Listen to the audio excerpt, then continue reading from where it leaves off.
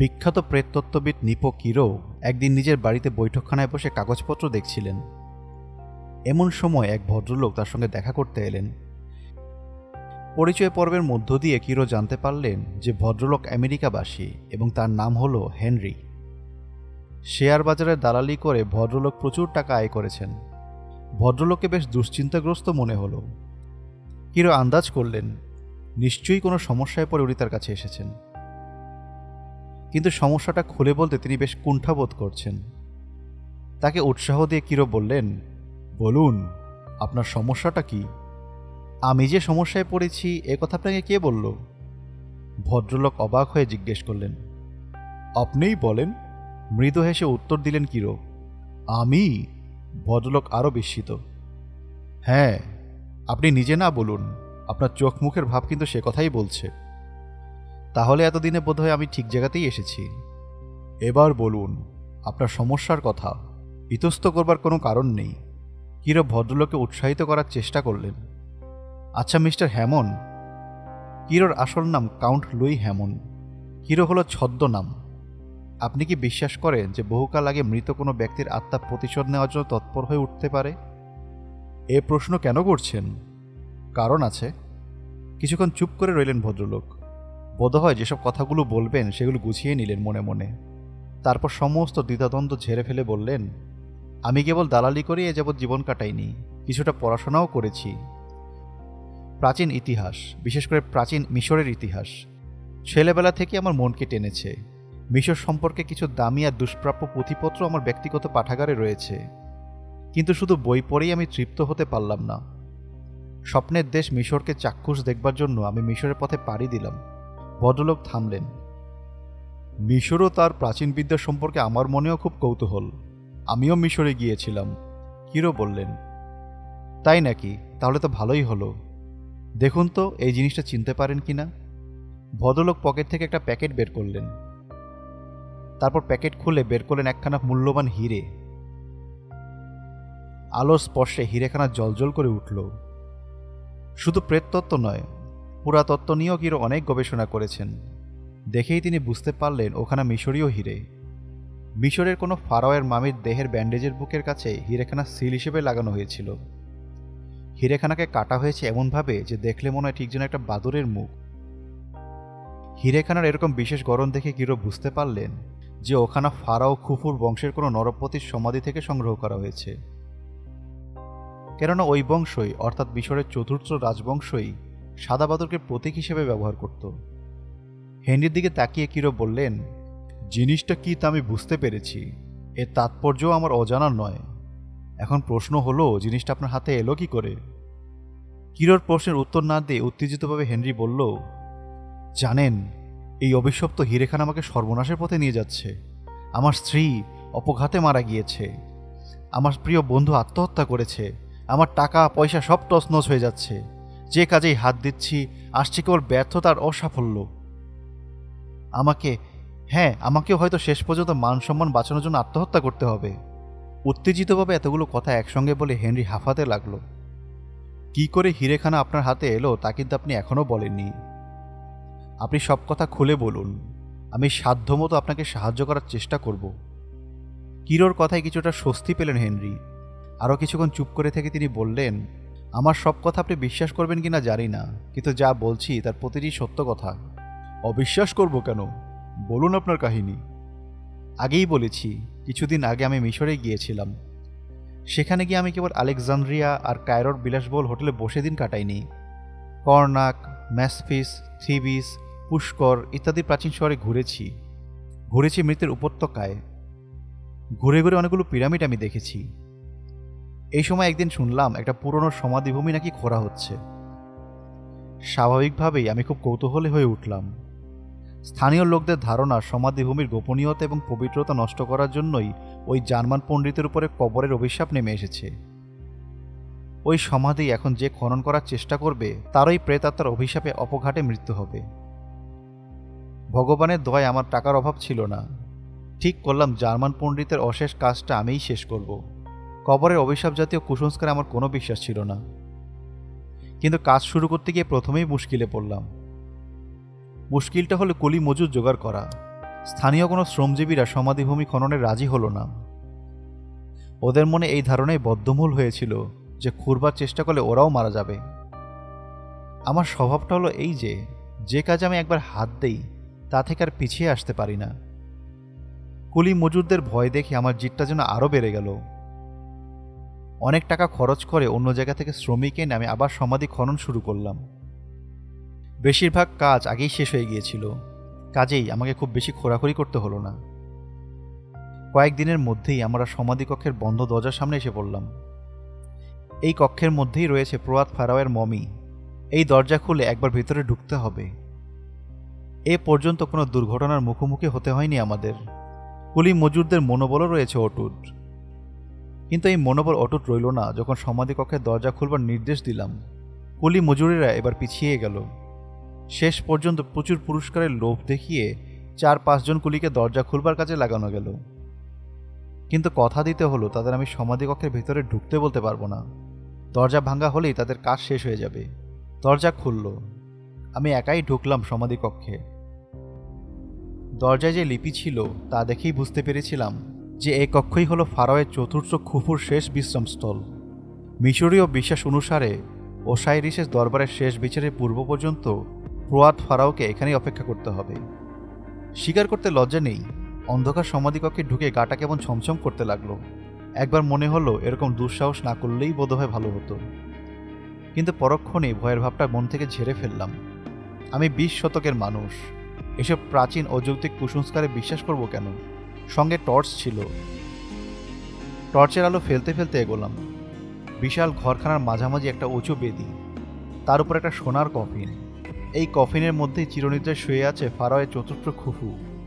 কফিনের পাশে একটা স্বর্ণপাত্রে নানা রকমের মূল্যবান মণিমাণিক্য। দুহাত ভরে সেই মণিমাণিক্য তুলে পকেটে পুরলাম। মুহূর্তের জন্য মনে হলো সমাধিকক্ষের পাথুরি মেঝে যেন থরথর করে কেঁপে উঠল। চমকে উঠলাম। এ কি ভূমিকম্প? না আমার মনের ভুল, হয়তো আমার আচ্ছন্ন মনের কল্পনা। এই ভেবে পায়ে পায়ে এগিয়ে গেলাম কফিনটার কাছে। তালা খুলে ফেললাম।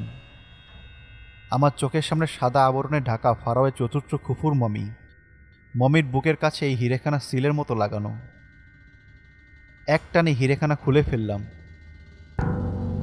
আচম্বিতে সমাধিকক্ষের পরিবেশ সম্পূর্ণ পাল্টে গেল। মনে হলো হাজার হাজার বাদুর জন্য টানা ঝটপট করতে করতে হিংস্রভাবে আমার দিকে উড়ে এলো। মুহূর্তের জন্য বাদুরগুলোকে যেন আমি দেখতে পেলাম। সাদা রঙের বাদুরগুলো চোখ থেকে বেরিয়ে আসছে পরলোকের নীলাভ আলোক রশ্মি। হাজার হাজার বাদুরের ডানার শব্দে বিশাল সমাধিকক্ষটা ধ্বনিত প্রতিধ্বনিত হয়ে উঠল। আমার মেরুদণ্ডের মধ্য দিয়ে আতঙ্কের একটা তুহিন শীতল স্রোত যেন বয়ে গেল। মুহূর্তের জন্য সমস্ত শরীরটা যেন অসাড় হয়ে গেল। বাদুরগুলো যেন শূন্যপথে চক্রাকারে ঘুরছে আমার চারপাশে। কোনো রকমে নিজেকে একটু সামলে নিয়ে ছুটে সমাধিকক্ষের বাইরে চলে এলাম। লাখো লাখো সাদা বাদুর যেন আমাকে তাড়া করে এলো। ছুটতে ছুটতে কি করে যে তাঁবুতে এসে পৌঁছালাম তা একমাত্র ভগবানই বলতে পারেন। তাঁবুতে ঢুকেই অজ্ঞান হয়ে গেলাম। জ্ঞান ফিরতে আমার সঙ্গীরা আমাকে হোটেলে পৌঁছে দিল। হোটেলে আমার স্ত্রী ছিলেন। আমি ঘরে ঢুকতে স্ত্রী চমকে গিয়ে বললেন, কি ব্যাপার, তোমার সঙ্গে যেন একটা বাদরের ছায়া ঘরে ঢুকলো? ওর কথা শুনে আরও ঘাবড়ে গেলাম। কোনো কথা না বলে বিছানায় মুখ গুজে শুয়ে পড়লাম। ঘরের ভিতরে তাকাতেও আমার ভয় করছিল, যদি বাদুরের অপছায়াটা আমার নজরে আসে। পিরামিডের ভিতরে ঢুকবার আর সাহস আমার হয়নি। আমার শঙ্কা বিহল ভাব দেখে স্ত্রী বললেন, চলো আমরা এই জায়গা ছেড়ে অন্য কোথাও চলে যাই। তার কথা মতো পরদিনই আমরা অন্য জায়গায় চলে এলাম। ভাবলাম এই জায়গাটা ছেড়ে গেলে মন থেকে ভয়ের ভাবটা হয়তো ধীরে ধীরে কেটে যাবে। কিন্তু তার কাটল কই। যেখানেই যাই সেখানেই এক অজানা আশঙ্কায় শিউরে উঠি। ভয় জিনিসটা বোধহয় সংক্রামক। আমার আতঙ্ক আমার স্ত্রীকেও পেয়ে বসল। সবসময় মনে হয় কোনো এক অদৃশ্য অজানা শত্রু সব জায়গাতে আমাকে অনুসরণ করে চলেছে। মাঝে মাঝে বাদুরের ডানার আওয়াজ পাই। হাজার হাজার বাদুর যেন শূন্যপথে উড়ে আসছে ঝাপটা মারবার জন্য। আমাদের ভয় দিন দিন বেড়ে যেতে লাগলো। এই নিদারুণ আতঙ্কের কবল থেকে কি করে যে নিষ্কৃতি পাবো তা ভেবে পেলাম না। কিন্তু এত কাণ্ড সত্ত্বেও সমাধি কক্ষ থেকে সংগ্রহ করা মমির বুকের মূল্যবান হিরেখান আমি হাতছাড়া করলাম না। সবসময় এখানে লুকিয়ে রাখতাম নিজের পোশাকের মধ্যে, বুকের কাছে। আমার স্ত্রীকেও হীরেটা সম্পর্কে কিছুই বলিনি। অবশ্য বলবার সুযোগও আর পেলাম না, কারণ কদিন পরেই একদিন ভোরবেলা বিছানায় পাওয়া গেল তার মৃতদেহ। রহস্যজনক মৃত্যু। কিসে যে উনি মারা গেলেন তার ডাক্তারি পরীক্ষাও বোঝা গেল না। শুরু হলো আমার দুর্ভাগ্যময় জীবন। পরপর একটা দুর্ঘটনা ঘটতে লাগলো। আমার বাবা হঠাৎ মারা গেলেন, অথচ তার স্বাস্থ্য বেশ ভালোই ছিল। এক ঘনিষ্ঠ বন্ধুকে ব্যবসা দেখাশোনা করার দায়িত্ব দিয়েছিলাম। অনেক টাকা কড়ি নষ্ট করে সে শেষ পর্যন্ত লজ্জায় এবং দুঃখে আত্মহত্যা করল। আর আর আমারও মনে হতে লাগলো ঝাঁকে ঝাঁকে সাদা বাদু যেন সবসময় ডানা ঝটপট করতে করতে আমার চারপাশে উড়ে বেড়াচ্ছে। আগে এই ভয়ঙ্কর অনুভূতিটা মাঝে মাঝে হতো, এখন সবসময়ই হয়। এই মুহূর্তেও হচ্ছে। বুঝতে পারছি আমার শেষের দিন আসন্ন হয়ে আসছে। অন্ধকার কবরের কালো অভিশাপ নেমে এসেছে আমার উপরে। এর কবল থেকে কি আমার নিষ্কৃতি নেই, মিস্টার হ্যামন? একটানা এতক্ষণ কথা বলে হেনরি হাঁফাতে লাগলেন। তার সমস্ত শরীরটা কাঁপতে লাগলো থরথর করে। কিরো ভাবতে লাগলেন, এখনই কিছু একটা অঘটন না ঘটে যায়। না, সেরকম কিছু অবশ্য ঘটল না। একটু পরেই হেনরি নিজেকে অনেকটা সামলে নিলেন।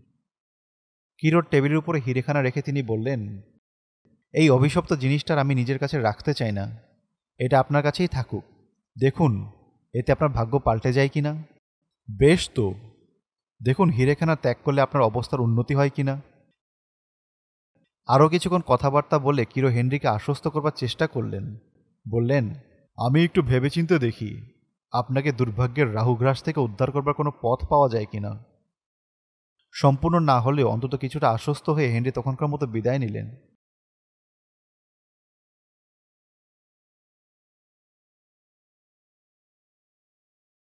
সেদিন রাতেই কিরো এক বিচিত্র স্বপ্ন দেখলেন তিনি যেন একটা পিরামিডের মধ্যে গিয়ে পড়েছেন। সমাধিকক্ষে যাবার জন্য তিনি ক্রমাগত নিচে নেমে চলেছেন। যেতে যেতে তিনি একটা বন্ধ জায়গায় এসে পড়েছেন। এখানে আলো নেই, বাতাস নেই। কিরোর দম বন্ধ হয়ে আসছে। একটু বাতাস না পেলে তিনি দম আটকেই মারা যাবেন। কিন্তু এই মৃতের রাজ্যে বাতাস কোথায়? দারুণ আতঙ্কে কিরোর ঘুম ভেঙে গেল। জেগে উঠে মনে হলো কে যেন এতক্ষণ তার বুকের উপর বসে গলা টিপে ধরেছিল। ঘরের মধ্যে গুমোট ভাব। বাতাস আসবার জন্য কিরো জানলা খুলে দিলেন। এক ঝলক ঠান্ডা হাওয়া ঢুকে তার শরীরকে শীতল করে দিল। কিন্তু জানলা খুলবার সময় মনে হলো একটা সাদা বাদুড় যেন এতক্ষণ জানলার গায়ে বসেছিল। জানলা খুলতেই সেই নিশাচর বাদুড়টা শূন্যপথে উড়ে গেল। প্রাণীটার ডানার ঝটপট শব্দ যেন শুনতে পেলেন কিরো। পরের দিন গলায় খুব ব্যথা হলো। বাধ্য হয়ে ডাক্তার দেখালেন কিরো। ডাক্তার যা বললেন তা শুনে তিনি অবাক হয়ে গেলেন। ডাক্তার বললেন, কোনো বিষাক্ত প্রাণীর দংশনই গলার ব্যথাটা হয়েছে। হেনরির বাসায় এলেন কিরো। হিরেটা তাকে ফেরত দিয়ে বললেন, এখানা সত্যিই অপয়া। আপনি যেখানকার জিনিস সেখানেই রেখে আসুন। এই রত্ন ইহলোকের সম্পত্তি নয়, এ হলো মৃত্যুর রাজ্যের সম্পত্তি। ইহলোকে এই হিরেখানা যার কাছে থাকবে তারই সর্বনাশ ঘটবে। আমিও তো রেখে আসতে চাই, কিন্তু সেই সমাধিকক্ষে ঢুকবার সাহস আমার নেই। কাতরভাবে হেনরি বললেন, তাহলে উপায়? দুজনে ভেবেচিন্তেও কোনো উপায় বের করতে পারলেন না। কিরো বিদায় নিলেন।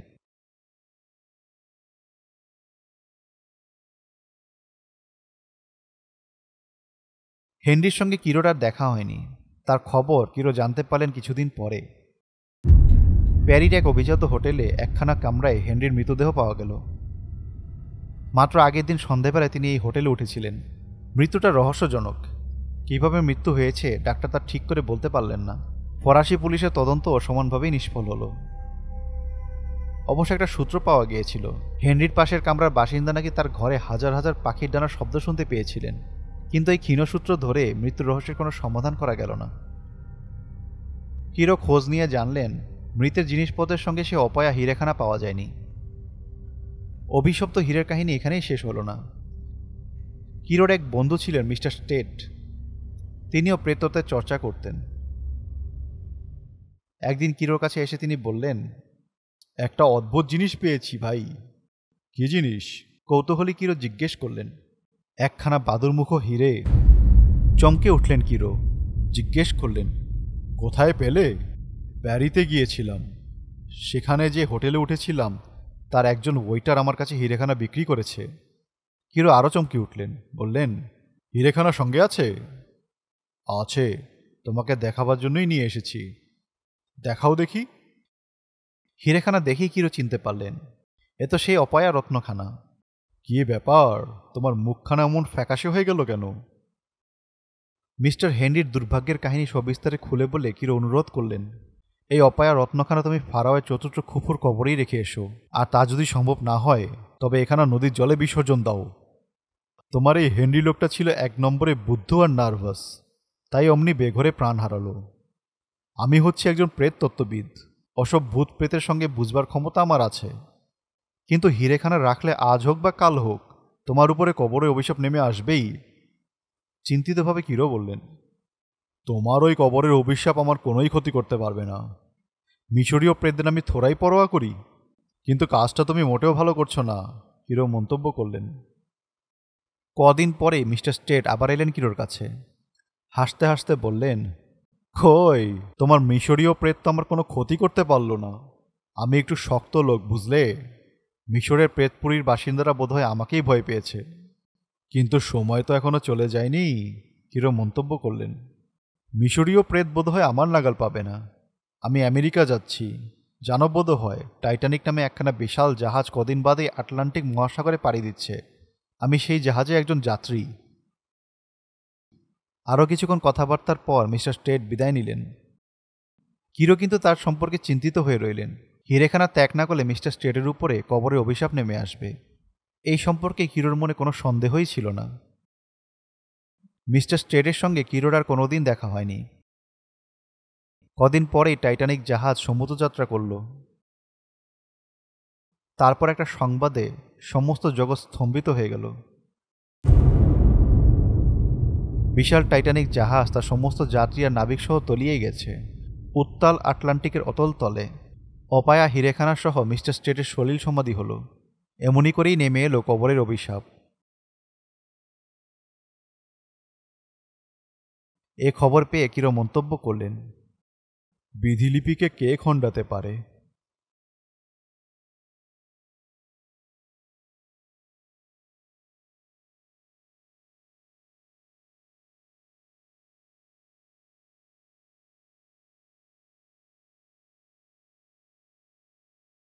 Animated stories, best channel you ever seen. Animated stories, you are in a horror dream. Animated stories, you just take the bloody cream. Go and get a popcorn and you're ready for the horror team. Animated stories, best channel you ever seen. Animated stories, you are in a horror dream. Animated stories, you just take the bloody cream. Go and get a popcorn.